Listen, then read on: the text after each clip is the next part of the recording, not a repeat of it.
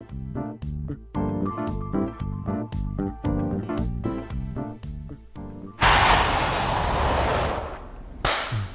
What's up, everyone? Welcome to Simulation. I'm your host, Alan Sakyan. Very excited to be talking about galactivism, talking about spiritual awakening. We have, for the second time, Rak Razam joining us on the show. Hello. Thank you, Alan.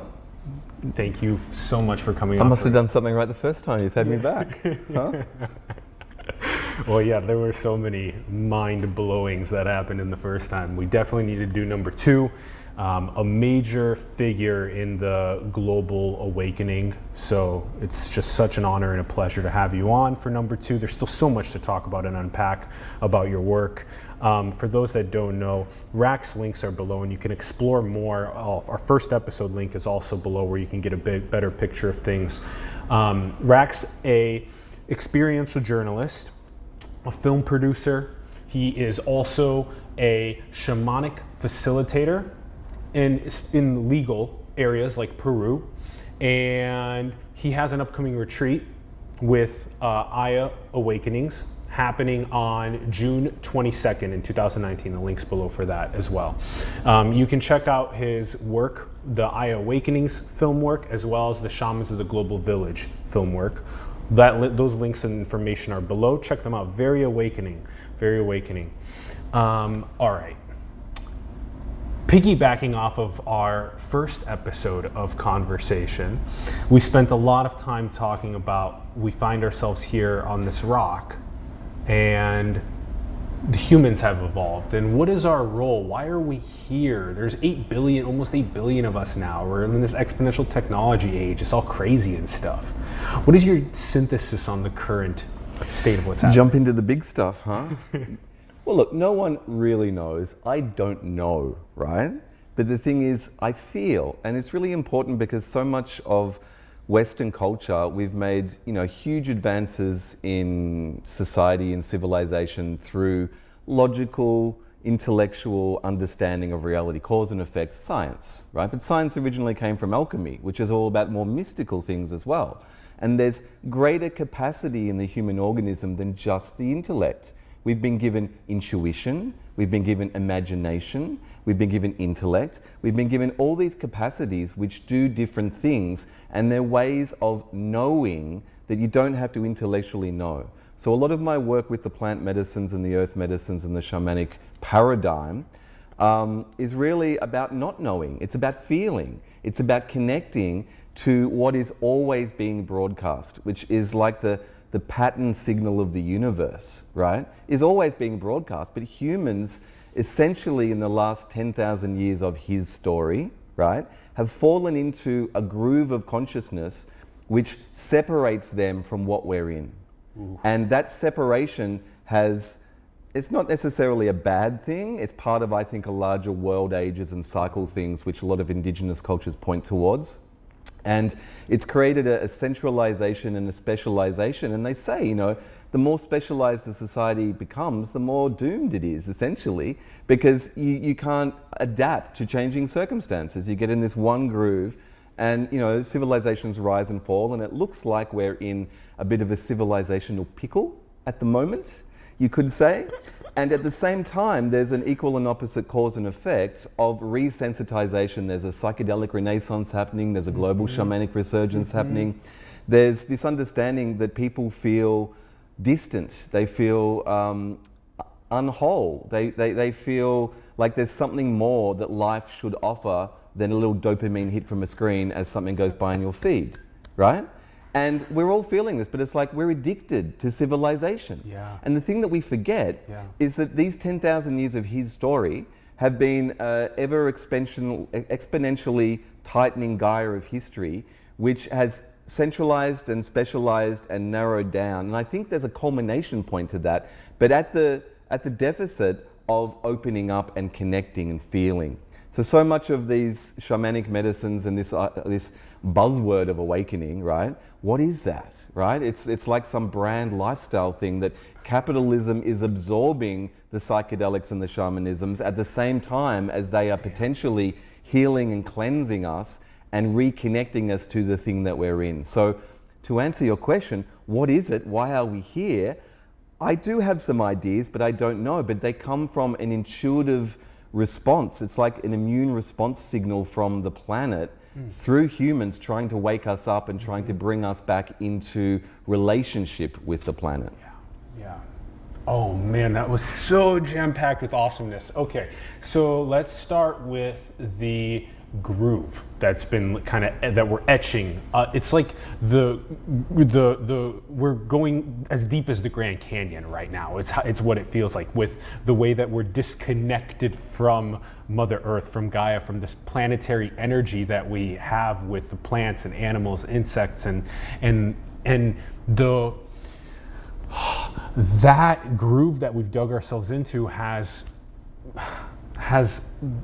that's why we feel like the immune system of Earth is trying to shake and awake. Well, number one, I would hazard a guess that the average person, if there's such a thing, is so caught up in the rat race and the 9 to 5 and the survival base chakra survival mechanism that capitalism has, separated, reduced and conquered us to in this global battery farm on planet Earth, there's not a lot of time to tune in, to feel. And if you do tune in and feel, you feel exhausted. You feel overwhelmed. You feel oppressed. You feel like everything's hitting the fan everywhere you look in the world. These uprisings of everything happening, the climate, everything seems pretty dark. And it's like, how do you have faith or hope or anything unless you tune into spirit? And see, nature is intelligent. Nature is miraculous. It is a miracle, the gift of life. We forget. We wake up and we begrudgingly get on the public transport and go to work, and it's like having a shitty Wednesday. It's like, dude, you're in the miracle of life. But we've forgotten. How desensitized have we become, right? How denatured. It's like, and the culture is not nurturing that. So there's this cause and effect that we are so distant from the earth, and that tightening Gaia of history we've gone through. I mean, it's sort of like a domino effect. If you look at history, basically starts with domestication of agriculture and cattle and things like that, and this hoarding of nature to protect us. This concept of time that we start to realize, oh, there's tomorrow. We better start thinking about tomorrow, and then what's gone before. And there's this consciousness which bifurcates, and it basically falls out of the moment. So the popularity of Eckhart Tolle and the power of now, and this meme of trying to bring us back into the being here now, is so important, because this is what indigenous cultures essentially, even though in the last 10,000 years they have also husbandry and agriculture as well, but they also have a connection to the land and an understanding of rhythms. And they did have to get the harvest and the crop ready for the next season, but that's where civilization started. So it started with this separation from, I guess, more nomadic culture or whatever it was before. But there's still land-based culture and indigenous culture, and the riches of the earth and the technologies of the earth. And we've improved our lot, but at the expense of our connection to the earth. So, as we've gone through history and we're building empires and civilizations, essentially, I mean, there's a lot of prehistory. You look at authors and anthropologists like Graham Hancock and ones who point out pyramids are on ley line energies of the planet, and a lot of indigenous cultures understand the energetic grids of the planet, that the Pachamama, as they say in South America and Mesoamerica, is a living organism, and we're embedded within it, and it's about reciprocal relationship with the planet. But essentially, Western culture, at least from the Industrial Revolution on, has become mechanistic and has become sort of product orientated and results orientated, that it's about what we can take and what we can make, but it's not about relationship. It's an abusive relationship with planet Earth. Right? So, that's the general drift of history has culminated in this, but we know that nature... Post-industrial revolution is really the... post-industrial revolution, Okay. Yeah. And whenever I play indigenous music here and just close my eyes or just dance to the indigenous music, it really feels like I am setting the clock back in time to when there was a deeper, more harmonious connection to how we felt the earth and the structures we built and how we communed with it in a non-extractive way. This is the key thing. So a lot of the indigenous music in Peru, they have these sacred songs called icaros, right? And they're not your normal music. It doesn't matter what words they put to them. It's about the rhythms of the sound. Because we know, I see in my feed the other day, it's like, oh, the hippies are right. It's all about vibration, right? Vibration, we're getting to the level of technology, which is going back to mysticism and understanding that everything is vibration.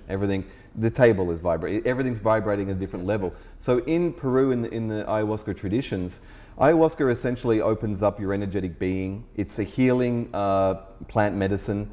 There can be purgative effects, there can be visions, but essentially it's activating your vibratory field. So, I'm not even sure in the West if we understand that so many indigenous cultures, even Chinese medicine, other indigenous cultures, they understand that we have different gradiated bodies. We have an energetic body, we have an emotional body, we have a physical body. And we can even just activate that vibratory field by going, oh. Yeah. And just like that, you can just activate, and it feels you can drop into the moment, and you're shifting around your energetic body. So much of Western culture is like it's got a suite, and it's all concerned about the wrapper, but it's not concerned about what the substance is on the inside. And the wrapper is kind of like what you're showing everyone as to the world. Status. It's the egoic facade, essentially, right? Interesting. So the wrapper, that's such a cool way to put it. And then what we're not as concerned about the inside, which is this unlocking of the inner self-work and the connection to Earth. Well, you know what? We are the clothes that the universe wears. Right? We are the manifestation, because we still see ourselves as, here I am in the center of the world or the universe. I'm looking out through my perspective of egoic consciousness, which is a gift and a blessing and part of the miracle. But it's how can we, at this stage of history, how can we relearn to let that ego find right relationship and go into the backseat versus being this driving force which dominates the planet, takes from it and destroys it. So to finish off the Icaro thing, essentially it's all vibration, and their songs aren't just normal songs. We know that sound has this power, all the old eldritch, alchemical sort of energy in songs. It changes your consciousness. Plato even said, beware changing to a new form of music, because it changes the consciousness, right? And different world ages. You look, a few hundred years ago, we have classical music, which I listen to in the car quite a lot now, because it is so calming. And you listen to techno music, it's going to up your music. You listen to pop music. If you listen to pop music from the 80s, it takes you back to that vibrational frequency of the zeitgeist at the time. And you feel a certain dopamine hit and you feel good. Music affects our energy and our consciousness, right? So the Peruvian music with the Icaros and the ayahuasca songs, they're not just normal music, they're actually vibrational codes, which are essentially the vibrational imprint of certain plants. So on ayahuasca, it opens up the energetic field, and the shaman, the curandero as they call them in Peru, the healer, the medicine man or woman. So Icara is song. Icaro. Icaro is song, and the curandero. Curandero from the Spanish to cure or to heal. Yeah, is the medicine person. Is the what shamanic we call the healer. shaman, which is a Western conceit and a whole other story. The medicine person. So they open up on ayahuasca. And ayahuasca these are paired together usually, the song plus healer. Well, this is the thing. Again, the capitalist marketplace is absorbing psychedelics and shamanic experiences as another peak experience. But it's like an iceberg with 9/10 under the water. There's so much more than just the peak experience. Yes. It's all about relationship. So the music of the song, the Icaro, is essentially the vibratory codes of different plants. So the shaman will sing the song and the vibrational code, which is like a vibrational code of, let's say, Ajo Sacha, which is in the garlic family and one of the master plants in Peru. And the spirit of Ajo Sacha in the plant is a vibration. So if you sing the vibration, you're singing the energy of that plant into the person in ceremony. How do and they driving know the ceremony. the specific Icaro to each plant? How do they figure that out? They learn them. So the thing is, here's the thing, in Peru, what they understand, the medicine people, the curanderos, they train from an early age. There's potential ways to become a shamanic person. And again, in the West, this commodification of the shaman meme is dangerous.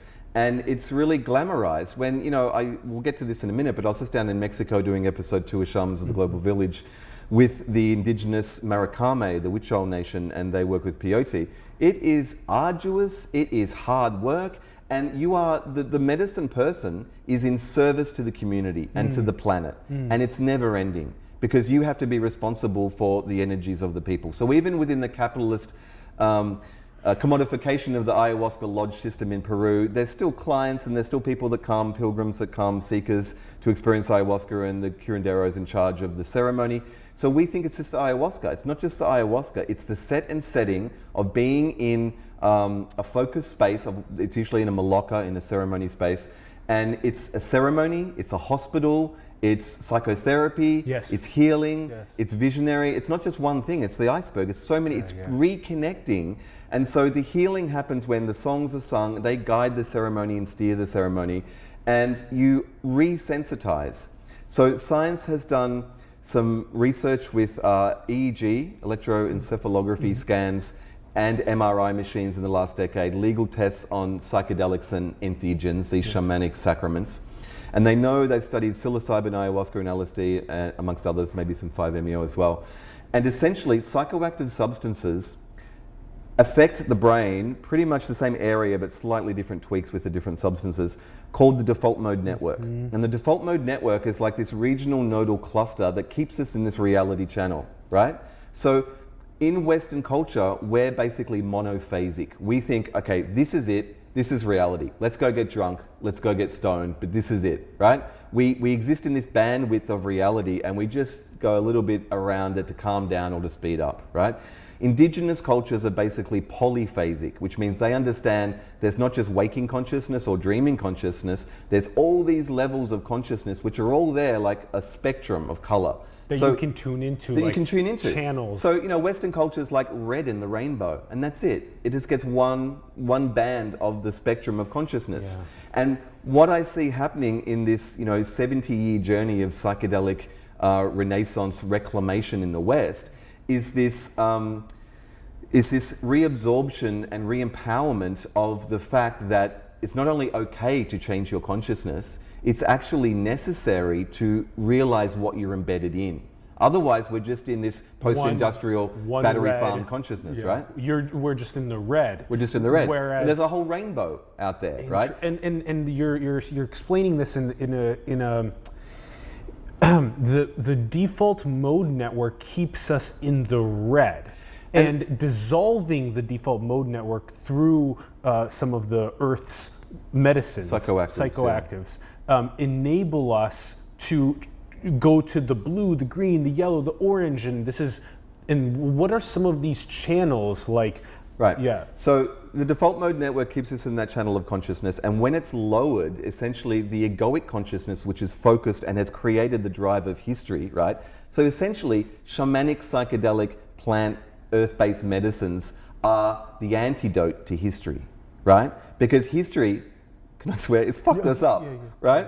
It's completely fucked us up. And it's like we've forgotten what we're in, right? So as the default mode network lowers, we open up to the other channels of reality that are always there, that indigenous cultures as caretakers of the medicines understand. So within the ceremony of ayahuasca and the icaros and the singing, it's not just the medicine of ayahuasca activating, lowering default mode network, it's the ceremony, it's the ritual, and it's the guidance of a medicine person who understands what we're in and has been bridging and keeping that connection.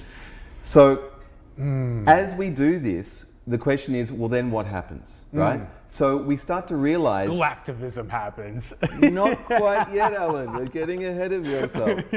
Potentially, if you feel the application of what you're learning. So, but what we do is we realize we're in something bigger. So it's almost as if, I quote the poet Rumi a lot. He says, like, the drop rejoins the ocean. We're embedded in an interconnected, alive, intelligent, living miracle called, the unity field, the planet, the universe, the galaxy.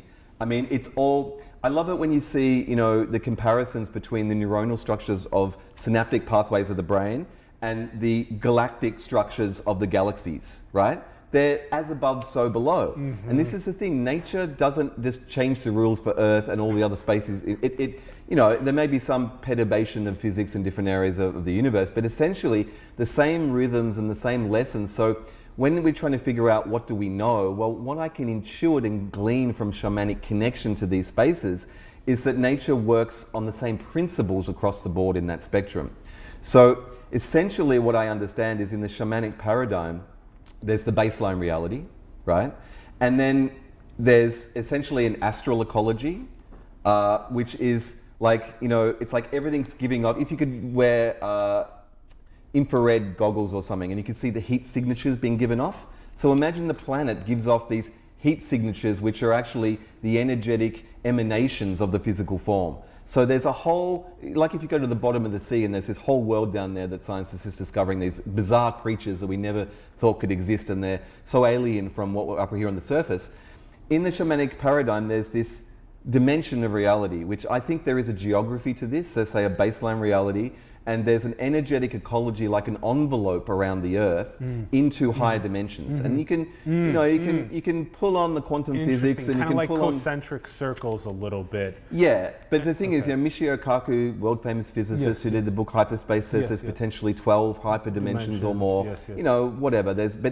Even science is coming around to the understanding that there's dimensionality, and this is essentially what the indigenous paradigm with plant medicines have been saying. So within that first envelope, and the Earth itself, if you look at just a biological understanding of the Earth, there's the physicalness of the Earth, and there's all the systems in place as it's pumping life around the Earth. But as you go up into the atmosphere, there's all these invisible levels of energetic reality, like the magnetosphere, the ionosphere, the lithosphere, which filter and block out deadly UV rays from the sun to make life on Earth possible. It's a living organism. This is not a metaphor, right? We're embedded in a living organism. So my current little riff, which I really like, is like I've been really getting into research on the stomach biome. So as we lower the default mode network, essentially we have older networks of consciousness. The intellectual egoic consciousness, which is both in the default mode network and the frontal lobe's parietal lobe, which some medicines like 5-MeO lower that sense of egoic individuality, and we rejoin that unity field of source consciousness. There's also the heart, which has 70% neuronal cells like the brain. The same cells the brain are made of are in the heart. And this feels, and so we're talking at the start about intellectual egoic knowledge and feeling, right? The feeling body is located not just physically in the heart, it's actually, the electromagnetic field that is generated by the heart is creating that ability to connect. And so when you fall in love with someone, it's action at a distance. Your consciousness is affected by someone at a distance. Science can start to understand it if they get biometric readings. The Heart Math Institute's been doing readings on that. There's also then the stomach, the biome. Which is so old. Which, here's the thing, so this consciousness, the head intellectual consciousness, is the latest like layer of the network. A million years in comparison to... I think, whatever, maybe 50,000 years or so of language, egoic intellectual consciousness. And the thing is, we have survived as species before we had this, before we had language, before we had art, before we had what we think of as the modern human. We had other ways, not just to survive, but to thrive and to be in relationship with the planet. So the stomach biome has 7 trillion microorganisms, right? That interestingly enough go in and out of flashes of gamma consciousness. So the same consciousness that can occur in the brain here on psychedelics, entheogens, definitely 5-MeO, actually is what, and gamma is a frequency, Hertz vibrational frequency, again, electromagnetic frequency of unity. So the thing is, they say you have a thought about 1/3 of a second before you think it. So the brain is this receiver of consciousness, and a lot of our gut instinct and our decision making happens down here. We're like, nah, I'm not going to go near that person, or I want that, or whatever. And this brain is an older network. So when this egoic consciousness lowers, which is what psychedelics do, right? These networks can receive the information which are always being broadcast and connect us to the planet and to the source and to these different levels of that rainbow of full spectrum consciousness. So the astral ecology is potentially inhabited. I don't know one way or the other, and if you're into shamanic work at all, there's things like ayahuasca are very visionary, and people say, well, how can I be imagining these jeweled labyrinth, crystalline cities and alien entities, things? I don't know, but what I do know is that dimethyltryptamine, which is in the ayahuasca brews usually, is also in our brain. And essentially, when we're changing our consciousness with these plant and earth medicines, we're opening up, and it's taking us to a conscious awareness of these thresholds of reality in the spectrum, in the full spectrum of consciousness.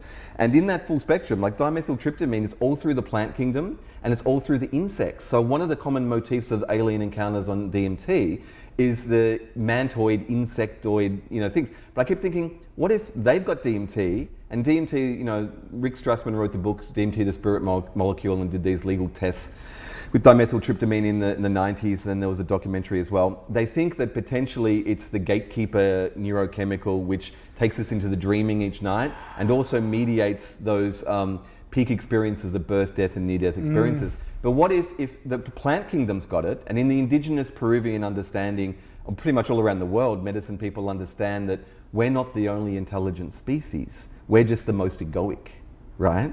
And the thing is, all of these plants have dimethyltryptamine like we do, but they're in that space all the time, right? We're too egoically focused and going through here, but the greatest wisdom on the earth is probably a clump of redwood trees, a few miles wide, that's been hundreds of years old in concert and relationship with the earth, and inputting the signal always being broadcast and doing its job to release oxygen so we can breathe it, because all the species rely on one another, right? So, damn, that was so profound, that a clump of redwood trees and the interconnectedness of all of the organisms that it deals with in the root systems and deals with in the atmosphere and in the insects and animals and living this is what inside. we've forgotten. That is the most wise, that is the most aware, that is the most connected. You know what, if you look at geology or different earth sciences like that, there's the mineral kingdom, right? Then there's the plant kingdom, and the plants essentially, and the animal kingdom. There's a process at work in nature where she creates new species, and there's an interdependence and like this holographic jigsaw puzzle across space-time, which is life, right? And they all work with one another. So as we go into that energetic ecology, just to finish off that train of thought, there's potentially those species. So it's almost as if I feel that if you smoke DMT or do ayahuasca, it's taking you to that frequency of reality that the energetic signatures of potentially the terrestrial organisms have an energetic shadow or reality to. And you're almost gate crashing hyperspace. It's like, the insects are like, oh, there's the humans again. Let's get rid of them. It's like there's an interdependent existence, right? And we're almost colonial in our approach to hyperspace or to the shamanic realms or where it's taking us to, because we keep thinking it's all about us. But all these creatures are holy, all these creatures are alive, and all of them are emanations of the planet. They have DMT, the mammals, the insects, the plants, etc. And as you go further up the bandwidth of that rainbow of interdimensional inner space, you go away from duality and away from that vibration settling down. So you mentioned the Om before. In the Eastern, traditions of the Vedic traditions, they understand that in the beginning, in the Catholic theology, in the Christian theology, and probably the Jewish, they say in the beginning was the Word, and the Word was God, and the Word was with God. In the Eastern traditions, they say essentially the originating vibration was the Om, the sound, the emanation of the sound. And as that vibration settles and condensates, it essentially becomes denser until it becomes matter, and it becomes the baseline world, right? And I think physics would agree with this, essentially. That's what, you go all the way up to superstring theory. It's all vibration, all the way up. And the further you go up, the more intense and the more higher the vibration, until it becomes that white light, oceanic source consciousness, which some people like to call God. And that Om and that away from duality are together. And then the matter is what is closest to Earth. Well, here's the thing. Everything is vibration, but there's also this originating vibration. It's like when you drop a stone into a pond and it drops and it creates the ripples, and then the ripples come back and intersect and intersect. That is the holographic universe, the simulation. It's created from the interference patterns of the rippling of the original vibration. According to ancient cultures, right? Or my interpretation of them. So we're relearning at this point in history this relationship that we're not who we think we are. We're not just the intellectual mind. Yes. And mediated through many ways. I mean, I like to reiterate. Heart, gut, brain, Heart, brain, butt, and it's about the integration of the three those three things: the energy body, the emotional body, and the physical body, or the mind, the heart, and the gut. And so the gut instinct, they've just done so much research with the stomach biome and realized that these 7 trillion microorganisms are essentially keeping us alive. We can't live without them, right? Yes. And sometimes though they go off and they crave sugars. And there's this phenomena. The gamma interplay that you were describing earlier was mind-blowing, that's occurring. Well, this is what I love. It's like not many people, and I guess on your show do, we get little fragments of the whole, but when you start to just go top heavy and look at the big picture and do things like this, it's a miracle. And it makes sense. It interconnects. It's all one big story that's conjugating itself, right? So the stomach biome, essentially, they've just recently in the last 2 months discovered, they thought the brain was sealed off from bacteria, but they've discovered that it has its own biome in the brain, and the vagus nerve connects from the biome in the stomach all the way up to the brain, and it feeds it. So they're thinking now depression, some psychiatric conditions, all these things are caused from imbalances in the biome. And stimulating the vagus nerve can solve so many of those Exactly. issues. And again, the biome, it's made up of these 7 trillion microorganisms. So if we were to sterilize them and to kill them off, we wouldn't be able to process our foods and break them down, and we would die. So we are actually a colony organism. We think we're an individual, right? But we are a collection of 7 trillion microorganisms that we need to survive. And in the same way as you see this in microcosm in us, then start to extend that metaphor to the planet, to what they call in the Mesoamerican traditions Pachamama, or James Lovelock, who worked for NASA in the 70s and famously coined the term the Gaia hypothesis, after the Greek goddess of the earth. This idea, and they call it whole systems theory now to keep it politically correct, it's basically the idea that the planet is a living organism. It's like shock horror. That's what the indigenous people have been saying for millennia. And it's only since the post-industrial revolution that we've had such a filtered and removed consciousness. Essentially, the fall into history is a sickness. It's like at one stage, where I'm from in Australia, the indigenous people, the Australian Aborigines, basically have this phrase that we translate to dreamtime consciousness. This understanding that the original people that go back 80,000 years, and I think that may be even doubly so now,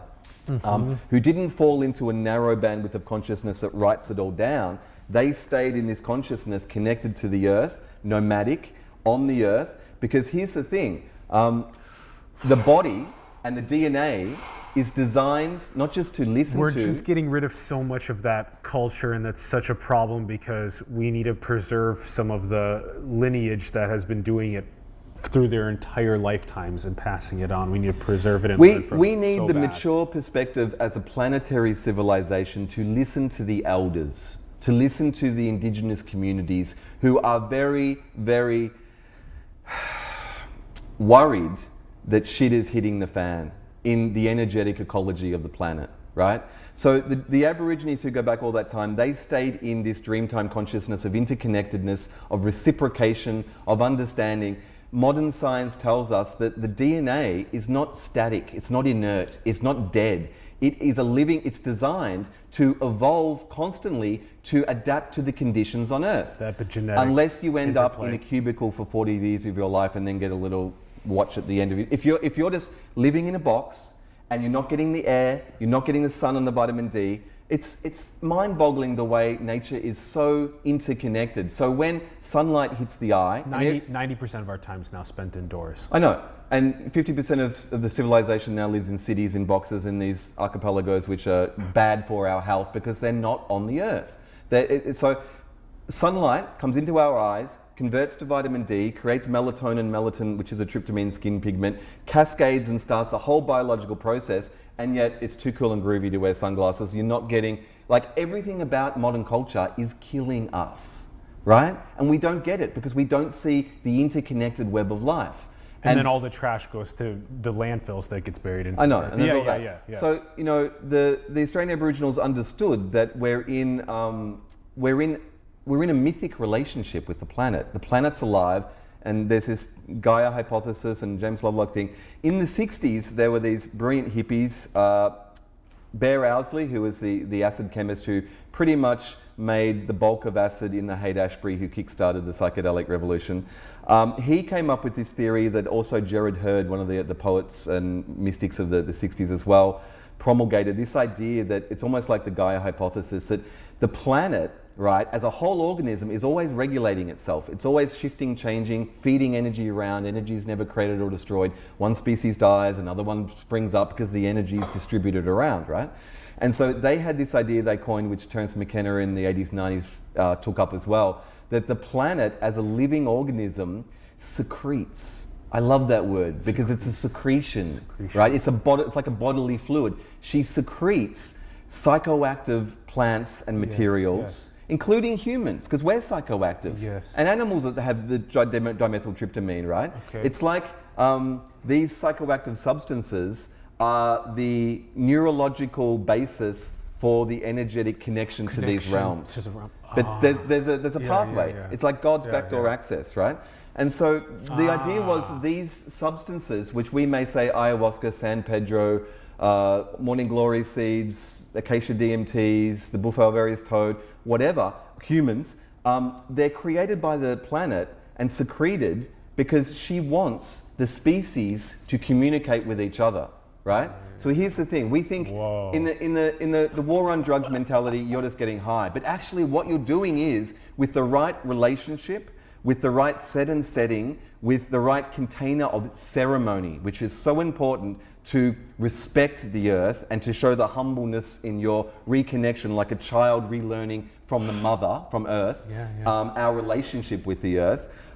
It can engender an environment where you can reconnect to these psychoactive substances as the key to open your lock. Being secreted Specifically because we are meant to engage with them. Yes. So one of the greatest ironies... For the oneness. The oneness. So one of the greatest ironies of, 20th century sort of war on drugs mentality is, why take a psychoactive substance from the earth or from a lab, from the earth? And it's like, is that the left-hand path? Is that chasing the easy way? Well, these substances are not easy. They demand a lot from you. A lot of them are purgatives. In fact, the great popularity of ayahuasca is not just because of the visionary component, it's because it cleans us out and it restores us to our default mode settings, to God's factory reset, to this energy body, which is, we store trauma, we store stress in our energy body, in our emotional body, and it manifests as sickness in our physical body. So, you can actually cure physical things by removing the root cause in the subtle energy body of the system, which is what these medicines assist with. And when you do that, in that wholeness, in that oneness, you reconnect to the greater web of life, to the mother, to Pachamama, who welcomes you back into the astral garden, right? And you remember that you're not alone, that you're an emanation of a greater thing. And this has been the separation. So history is only 10, 12,000 years old, and I feel what happened, the Australian Aborigines, as I said before, they understand that there's this potential for what we call dreamtime consciousness. For pretty much every indigenous culture on the planet has an understanding of cyclic time. There's golden ages, silver ages, bronze ages, Kali Yugas, the fall of consciousness. So the Judeo-Christianic Bibles and their religions and their mythologies often point to a deluge or a flood, or they point to a fall of consciousness. So we are in ongoingly these climactic upheavals in larger scales of time. Like humans are potentially millions of years old and we have survived, but there's world ages. And these indigenous cultures have been custodians not just of entheogenic medicines, but of the knowledge of what has gone before. And they point to the fact that there's ages where ice ages come, and then floods come when they melt, and then there's a great, time when civilization flourishes, and then it goes round in a cycle again, because the planet is alive and she's growing. So my analogy is, until they get off the rock, and then that's potentially well, Mother Earth is like a womb. It is, yeah. It's a galactic womb, right? Yeah. It's the most ridiculous statistical abnormality that life could exist on this planet, which goes all the way up, as I mentioned before, into the upper atmosphere, filtering out the deadly radiation. And there's energetic relationships with the magnetic field of Earth to Venus and Mercury, and to the sun, and the sun into galactic sun. And as I said before, those galactic synaptic pathways where you see they look like brain structures or synaptic pathways on the galactic level. So when I describe the rainbow bandwidth, interconnectedness of the celestial bodies. yeah, it's like, you know, they're not, nothing is separate, all is one. So source consciousness, which starts as that vibration and comes down and manifests, everything is the one big thing manifesting. So if we could shrink down and go into the stomach biome and look out, we'd be like, fuck, we're in something, right? It's like, think of it, 7 trillion microorganisms, 7 billion humans on the planet. It's almost as if we are one strand in the planetary biome. Right? And we're not alone. All the species are other strands in the biome. And we know through prebiotics and probiotics that sometimes they go off and there's good ones and there's bad ones. So we describe this whole drift of civilization, how we're boxed and compartmentalized and we're not open to the wind and the light and we're not getting fed. We're not optimal. There's this whole drive in Silicon Valley for optimizing human beings. Get back to nature. Yeah. That's what optimizes us, right? By being in relationship with nature, and the DNA hears and feels and adapts and creates a flush and cleanses and, you know. Yes. Woo! So, wait, there's more. So, it's like we're one strand in the planetary biome and we're meant to interact. So there's a very interesting thing where there's this thing called toxic plasmosis, and there's a strand of bacteria which infects and passes on, and cats get it, right? And when cats get it, the mice get it. And when mice get it, it makes them give themselves up to the cat so the bacteria can spread to the cat across the species lines. And so it drives an organism to do something which is fatal, but it's in the interest of the thing driving it, which are these microorganisms, right? Which have their own agenda. So think of it in humans. We're denuded, we've ruined our microbiome, and it's like we've gone off. We've been craving sugars, and we're out of control. And in the planetary biome, look at what it's done. Huge open crevices of mining, taking the uranium, taking the precious metals, taking from the mother and the earth, and building great technology things from them, sure, but because our intellectual consciousness doesn't understand the relationship, it's great to have your latest iPhone, and the planet's about to go through a death knell, or at least a transformation, right? It's like we're all going down with our latest iOSs. It's not going to save us, right? But there is a reason for it, because in the cyclic time, we fall out of unity consciousness into point consciousness. We create all these amazing technologies. And I was just thinking the other day as I was coming back from Mexico, imagine if we can harness the biomimicry of advanced science to do the solar and the wind, and to do vibrational technology, whatever the most advanced things are, which are ecological, sustainable, and we can embed them back into civilization to go back into relationship with the earth. If we marry the spirit and the science, then we can create a new golden age. But otherwise it's going to hit the fan, and it's doing it very quickly. So as the mouse gives itself up to the cat, humans have been doing the same in the planet. We've been driven to this species extinction level, and we're going through what scientists say is the 6th great species extinction on the planet. It's happened many times before. Yes. We're going through increased global warming, which is definitely contributed to by man-made fossil fuels. And as NASA agrees, is actually happening on every planet in this solar system as deeper galactic energies, cosmic rays are coming in. Astrophysics, not even hippy-dippy shit. Astrophysics tells us that cloud cover and the weather is actually controlled by cosmic rays. That, again, we keep thinking through these blinkers that it's all about us, and it's all about even just the Earth as one little creche of humanity. But we're interconnected, and the energy coming from, we crossed over the elliptic of the middle path of the galaxy back in 2012. And so we're now getting bombarded by deep cosmic radiations. We used to be in a little backwater and safe. And there's these things called magnetars, which are 100,000 times more powerful than the sun, every second bombarding. In the intergalactic neuronal structure that's connecting energy and feeding it through the larger cosmic ecology, it's like building to orgasm. So I say the sun's like basically having a sungasm. And the planet is feeling it, the Earth, because it's in relationship with the sun. And all the energy's building and everything's coming and everyone's like freaking out, and mass coronal solar flare ejections and cosmic rays. And it's like, what is this shit? It's a process which has been underway and continually happens over larger tracts of time. Yes. So as well as the global warming, scientists totally agree that we are on the cusp of the new ice age. Winter is coming, right?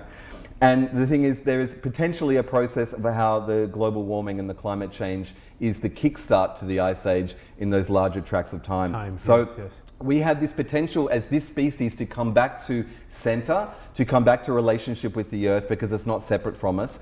And it's almost as if psychoactives and shamanic medicines are the prebiotics and the probiotics cleaning us out to reveal that we are the medicine as well and that we can connect. So the secretions of the earth may, as you just came back from Mexico, in studying and further trying to turn into film for people to better understand how to do so. We have awesome images for you to talk about this process of awakening and how you're inspiring people to understand this. All of it is a process of re-engagement. All of that, that's what it's really about. Re-engaging with the planet, which secretes the psychoactives, which are like keys to the locks of our consciousness, which if it wasn't meant to happen, it wouldn't work, it wouldn't fit. And in all these indigenous cultures who are caretakers of the medicine, like peyote with the Huichol people I was with in Mexico last week, they understand that they're caretakers and they're in relationship. It's like humans are the little brother, right? And the plant kingdom is older, they're the older brothers. And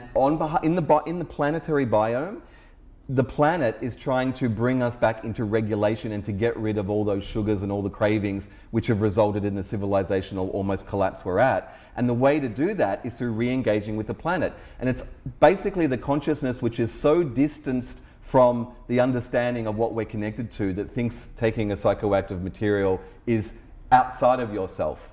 Remember how there's the microbiome in the gut we can't live without, but we don't see them, we don't realize we are that in the planet. And we're connected to the planet, and the planet is regulating herself. She's shifting and changing and going through galactic puberty, right? And we're all part of that, that species secretion. So when you see different species, they're not just Darwinian in competition with each other, they're actually in cooperation. When you step up a level and look at the network-centric understanding of nature, she works through multiple avenues at the same time to make things happen. So bees collect the pollen from the flowers and spread the pollen so and there's this huge global catastrophe with the bees dying off. And they're like, well, if that goes down, essentially the food chain goes down. Do you see how it's interconnected? Yes. So one species activates another species. The same with the psychoactives. One species activates another species to plug us in.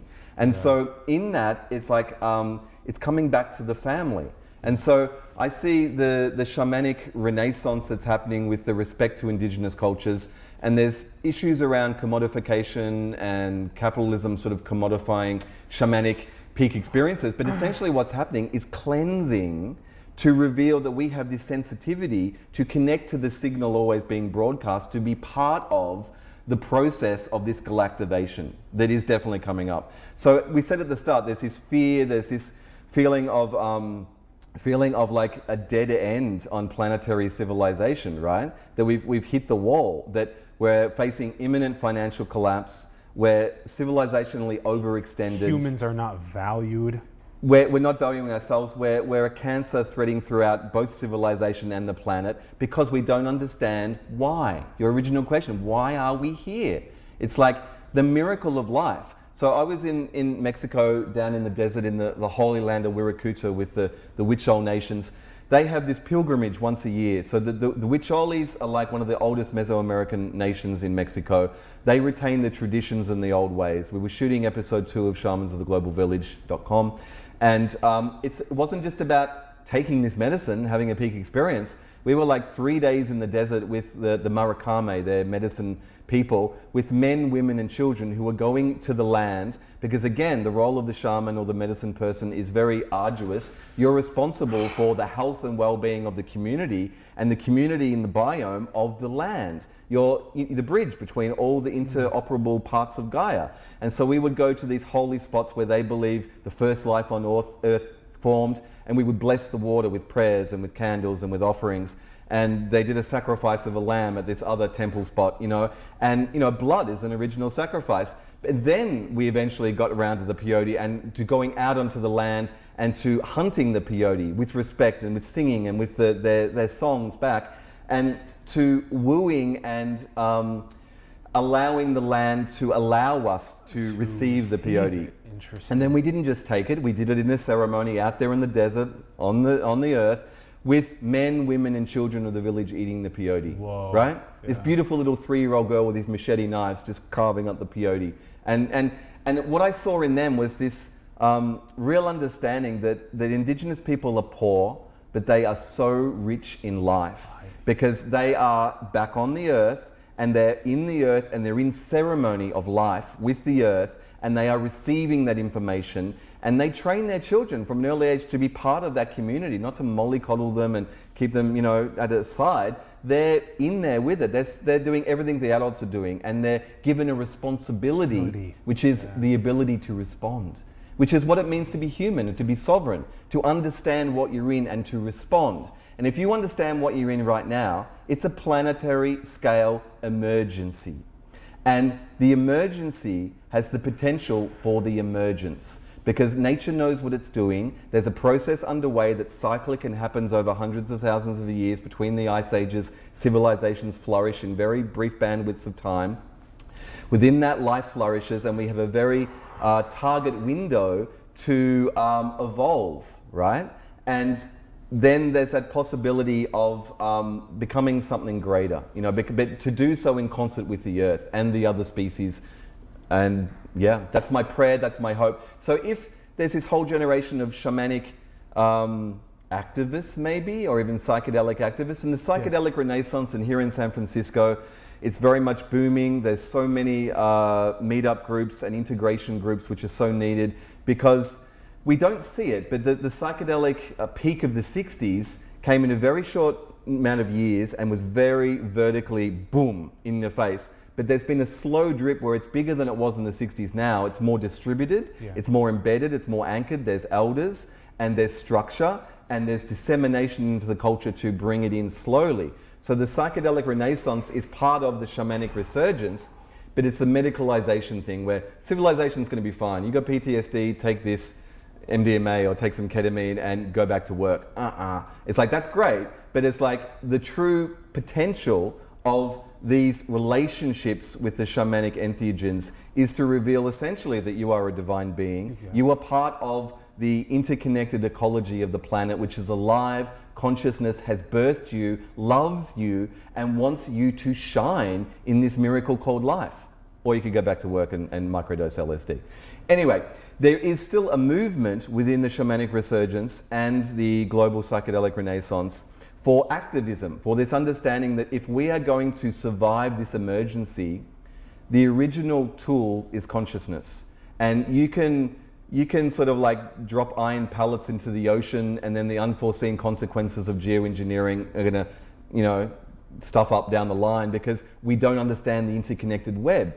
If you take 5 dried grams of magic mushrooms, you're going to understand the interconnected web, as Terence McKenna used to famously say.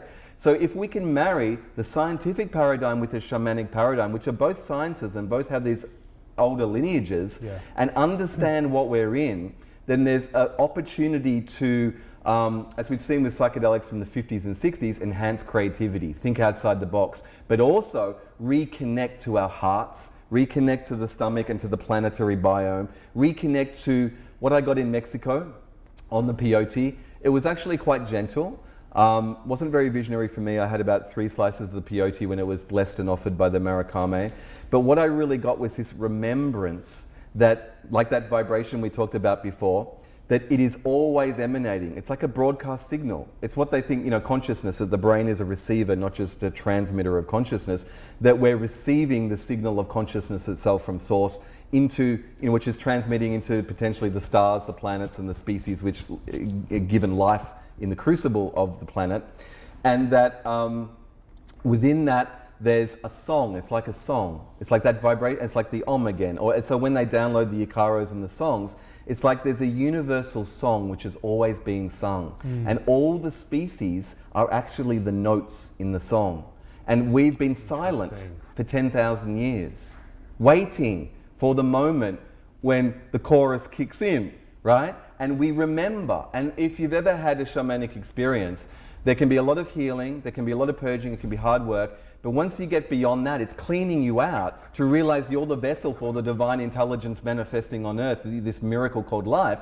There is such joy, there is such understanding, which doesn't come from here, it comes from here, that you are part of something greater, and it is birthing you, and you are not alone. You are part of the galactic family, right? So my hope is, and I coined this hashtag the other week, Galactivism.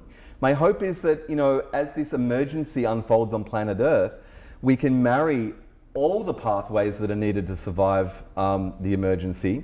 But it comes down to consciousness. It comes down to, can we know what we're in? Can we know why we're here? Can we know what these times really are? And then can we use the scientific technologies and our advanced civilization? In the very short amount of time we have left, the Murakami told me that essentially, and many indigenous communities and tribes who work with shamanic medicines are saying that the plant spirits are saying on behalf of the earth, it's like the earth is not well, the earth is sick. Big changes are coming, and not like generations away, like in this generation. And we're seeing it. Every other week we see another ice shelf fall off. We see the methane release. We see the exponential growth of all the prognostications of where it's going, increasing very quickly. And then we go, oh, what's happening with the Oscars today? We just go back. We're in denial. So there's these 5 stages of grief, right? You have the rage, denial, grief, acceptance, those stages of accepting change. We are not accepting, we are at the end of civilization. That's a great thing. It's not something to fear, because we are so embedded and so occupied with this separation that we've made the trauma of separation the plus. We think that this is normal. It's only been 10,000 years. The dreamtime consciousness is still out there. The planet is working to cleanse and heal and open our full capacity, the full spectrum of consciousness, to bring us back into it, to upgrade the species to where we used to be in other world ages, to remember who and what we really are. Yet we're like, I don't want to. I just want my Facebook feed.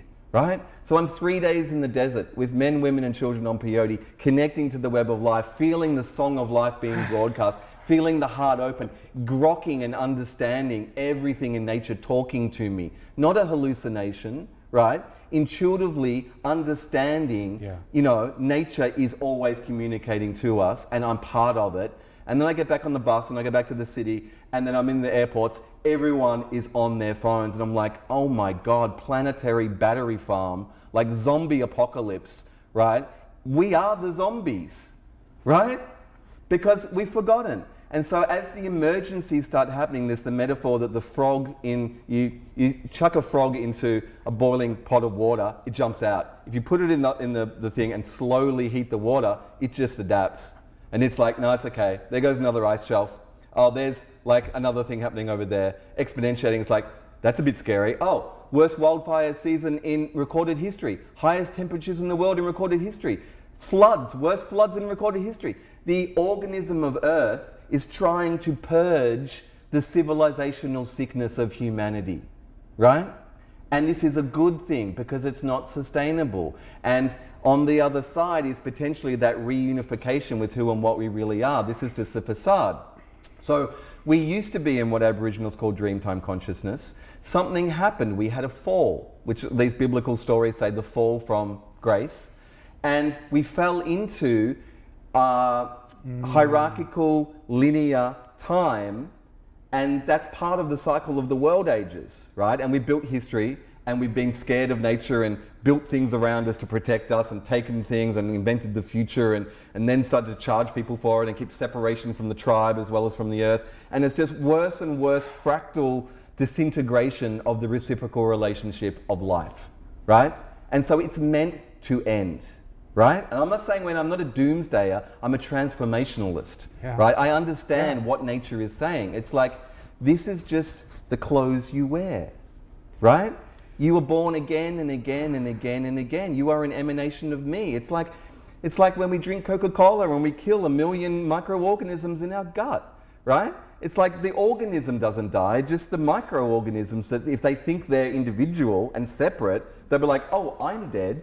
So many people I know who have shamanic experiences, especially 5-MeO, understand that what the intuitive connection is telling them is like, this is not just you. This is like a base station to host your consciousness. And that if this goes, that consciousness goes back into the ocean of consciousness all around. So in the 6 great species extinctions we've had, as the animals all die off and the plants and everything like that, the form, the physical form, which nature has invested so much energy to create, that falls away, but the bioenergetic oomph of the soul inhabiting the form goes back into the world soul, and then it has a cusp where it creates new species. They've done ice core samples in the Arctic where they see and they can track in time when the cosmic rays have hit, when it's created these chemical changes in the ice core samples or what's happened on Earth, and matched it to the evolutionary surges of new species, right? It happens, it's meant to happen. The old is meant to make way from the new.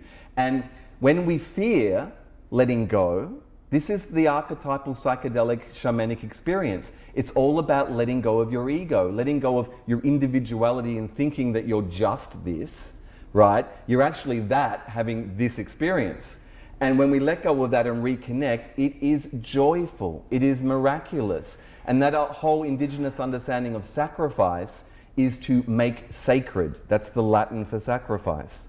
And to make sacred means to come back to Pachamama, to the earth, to understand that you are a nerve ending of God in matter and an emanation of the planetary biology, and that it's all okay. It's a larger process underway, right?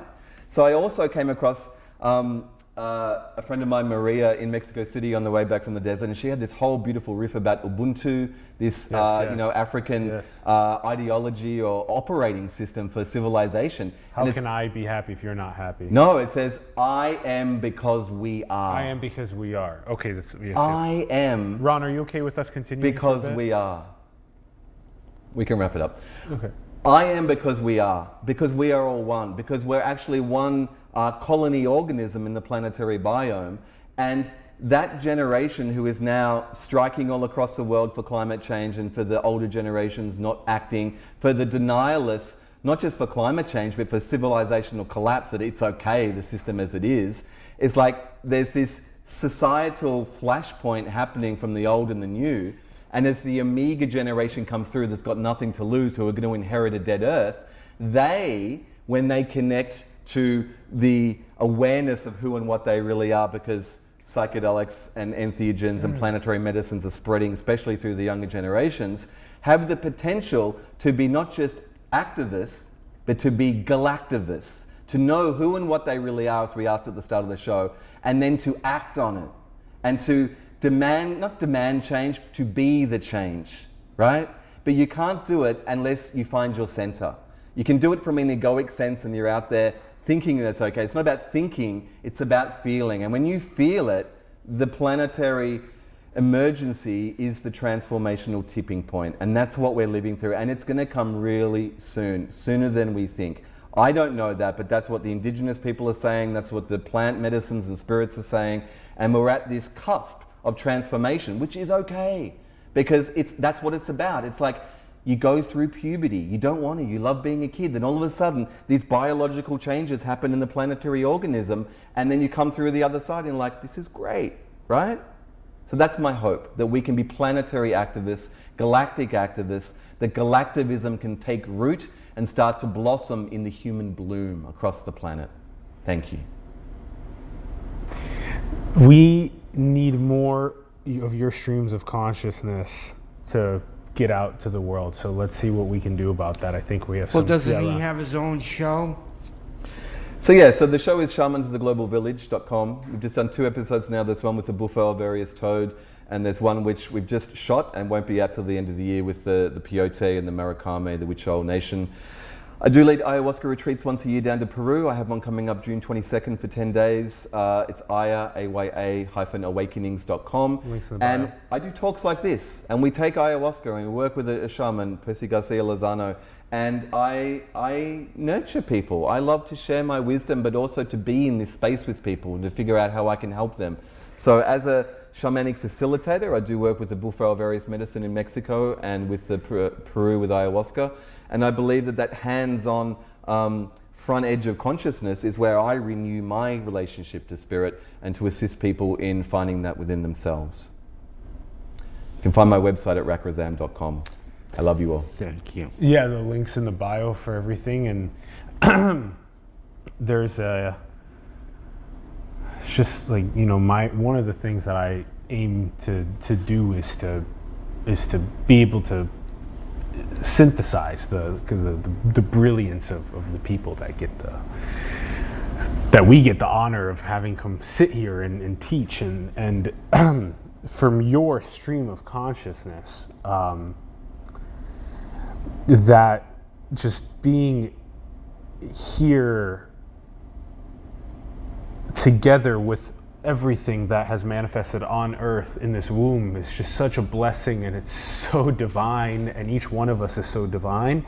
And then what we've forgotten because of the grooving of what's happened since the Industrial Revolution, even prior to that, we talk about this a lot. The show's called Simulation. We talk about what it'd be like if we would just have slowed down when there were just 1 million, 10 million of us, and we just slowed down and acted more of blending that spirit with that science at a slower, more gentle rate, and then we could have had none of these ailments and malevolences. But it's also part of the challenge, is to be able to get through what we have as... It's all perfect, because we're not in control. Yeah. We keep thinking, oh, we did something wrong. History, we did this wrong. We fuck up the planet. It's like, yes, and there's larger forces at work of why this is all happening.